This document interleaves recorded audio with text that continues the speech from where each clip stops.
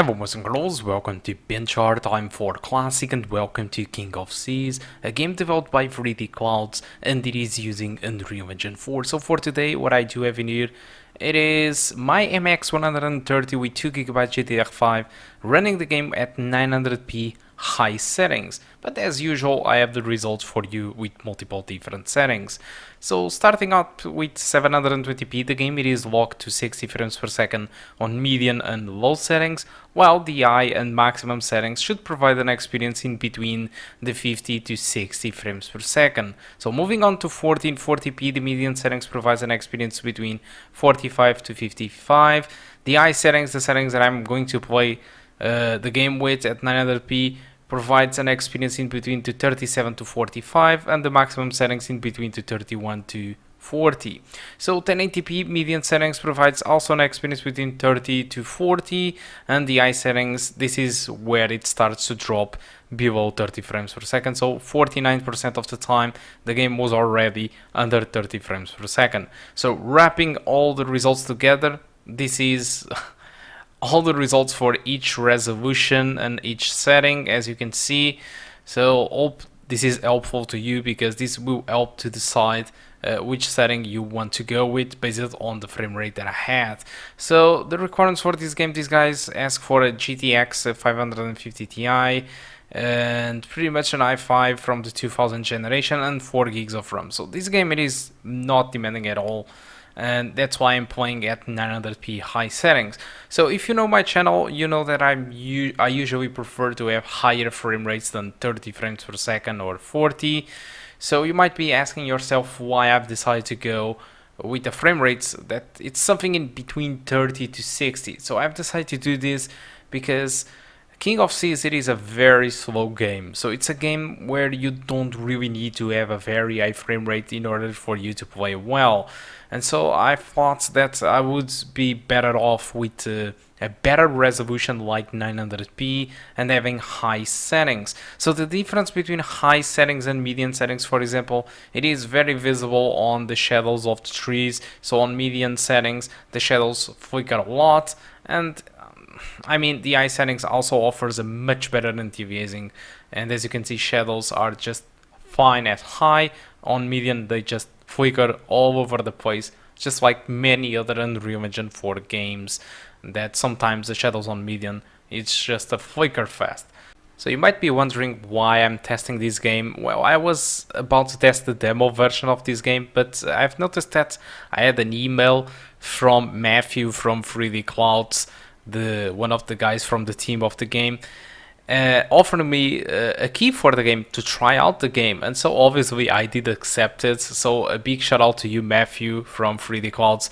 Thank you a lot for providing me this opportunity to show off the game to the world, and congratulations for your release. The game, it is awesome. I hope you do well. And now I think it's time to give my own opinion about the game. Keep in mind that I just played like 2 hours of the game, so my opinion, it is barely anything special. So I always do recommend you to go to specialized review websites, but this is what I did found out about the game so far.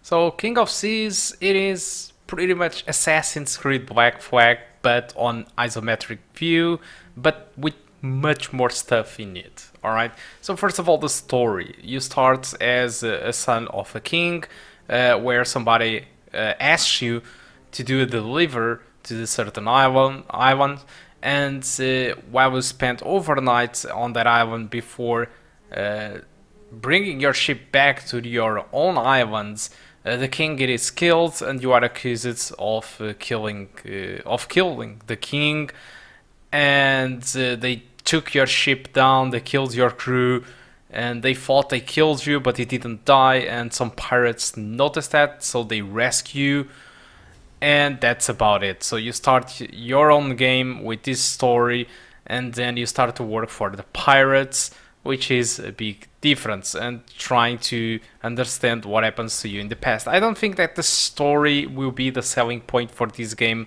Honestly, the story is just kind of a placeholder for you to have a kind of excuse for you to belong to the pirates. And in my opinion, it should be pretty much about it. So this game, it is essentially an RPG. All right, an RPG where you can tune in your build, improve your build, level up, and there is a map which is procedural generated, which means that if your friends have the same game, the map won't be equal to your friends' maps. So which is quite interesting. Despite the story, it is the same. The map will be different. There is a dynamic world out there, so everything, the routes change. The navigation system, so the weather just changed.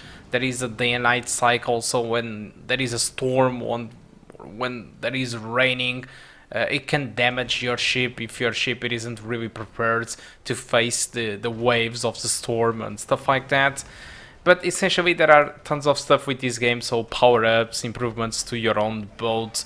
And it is a very relaxing game, because this is a very slow game where you spend, as you can see in here, tons of time traversing your ship. And especially if the wind it is against you, so you move even more slower. So yeah, it's a slow game, very relaxing game, but essentially it is an RPG.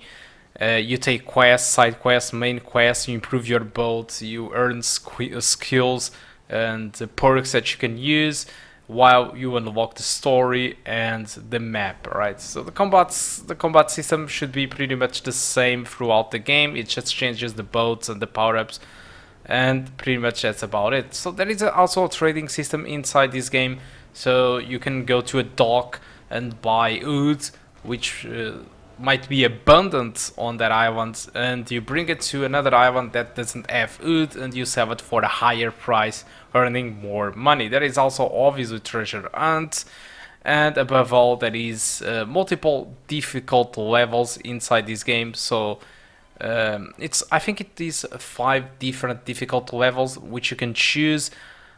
So in case you finish the game and you found it easy, you can always start with a higher difficulty. So I think the game it is rather interesting. You can find this game on Steam for $24.99. I think it worth the price, honestly, if you like this kind of games. But this is no AAA title, alright? You should know that. That is... the story leaves a little bit to be desired, in my opinion. I think this is not even the main focus, so I'm not even sure if I can criticize the story because of that same reason. Because the story is not really the big deal, but as you can see, there is these conversation chats. There is no voice acting in here, but there is these conversation chats that explains you, like a tutorial, like what you can do, and a little bit about the story. But the main thing about this game, it's really the RPG system, the unlocking of the map, and that's pretty much where the essence of this game is. So now that I have talked about everything that I know about King of Seas, hope you keep enjoying the rest of the gameplay, and I do hope to see you soon. Goodbye.